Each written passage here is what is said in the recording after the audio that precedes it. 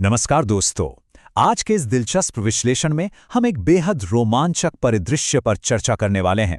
हमारी स्रोत सामग्री पर आधारित एक ऐसा परिदृश्य जहां रूपहले पर्दे का एक बहुत बड़ा सुपरस्टार असल जिंदगी में सत्ता के सबसे बड़े मंच पर कदम रखता है। हम बात कर रहे हैं मशहूर अभिनेता सी जोसेफ विजय के इस नए और अकल्पनीय रोल की। तो चलिए बिना किसी देरी के सीधे भविष्य की एक तारीख पर चलते हैं, 10 मई 2026। जरा कल्पना कीजिए कि ये दिन आ चुका है और तमिलनाडु का पूरा राजनीतिक परिदृश्य हमेशा के लिए बदल चुका है। अब यहाँ सबसे बड़ा सवाल ये उठता है कि आखिर एक सुपरस्टार ने 60 साल पुराने एक अभेद्य राजनीतिक किले को कैसे ढहा दिया। इस विश्लेषण में हम बिना किसी राजनीतिक दल का पक्ष लिए सिर्फ उन आंकड़ों और रणनीतियों को निष्पक्ष रूप से समझेंगे जिन्होंने इस ऐतिहासिक उलटफेर को मुमकिन बनाया। खंड 1, 2026 और एक नया मुख्यमंत्री। स्रोत सामग्री के अनुसार उस ऐतिहासिक सुबह चेन्नई का जवाहरलाल नेहरू इंडोर स्टेडियम खचाखच भरा हुआ था।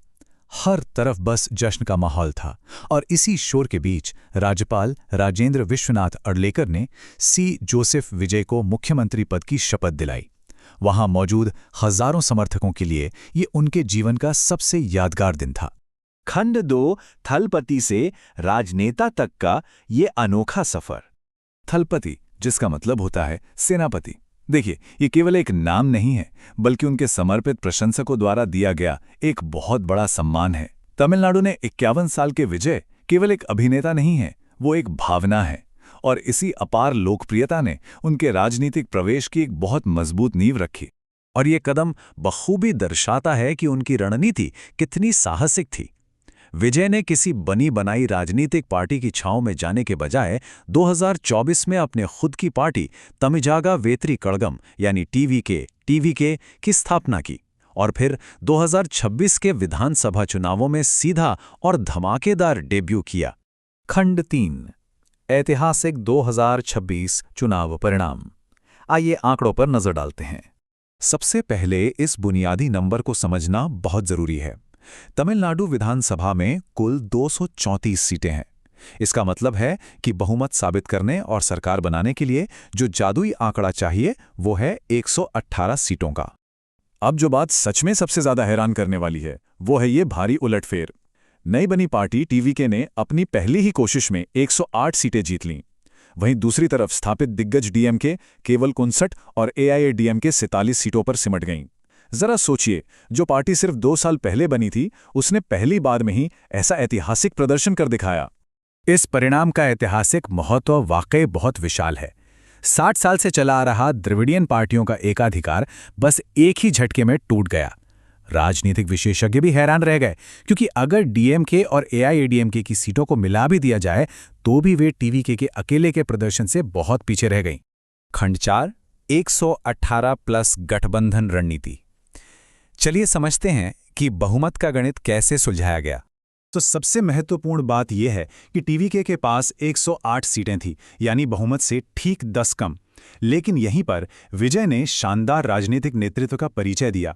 उन्होंने 5 अन्य पार्टियों कांग्रेस, वामपंथी दलों, वीसीके और आईयूएमएल के समर्थन से एक बहुत ही मजबूत गठबंधन तैयार किया और 118 का वो आंकड़ा आसानी से पार कर लिया।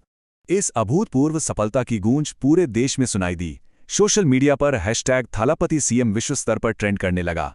बॉलीवुड और साउथ इंडस्ट्री से बधाइयों का तांता लग गया। और सबसे दिलचस्प बात, इस शपथ ग्रहण समारोह को सिनेमाघरों में किसी नई फिल्म के फर्स्ट डे फर्स्ट शो की तरह स्क्रीन किया गया। खंड 5, सिनेमा से सत्ता तक का इतिहास। वैसे दक्षिण भारत की राजनीति में सिनेमा का ये प्रभाव कोई नई बात नहीं है। एमजीआर पहले अभिनेता थे जो मुख्यमंत्री बने, फिर एनटीआर ने आंध्र प्रदेश में ये मुकाम हासिल किया और जयललिता 3 बार मुख्यमंत्री रहीं। लेकिन विजय का उदय इन सब से बिल्कुल अलग है।